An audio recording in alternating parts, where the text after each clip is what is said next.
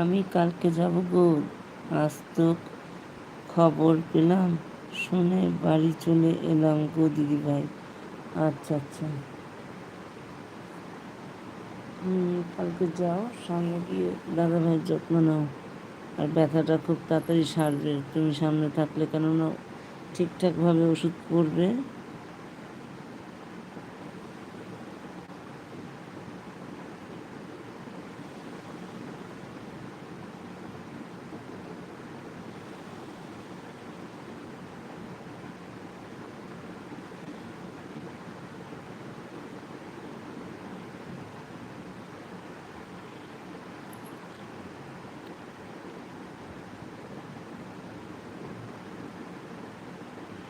হ্যাঁ দিদিভাই ঠিক।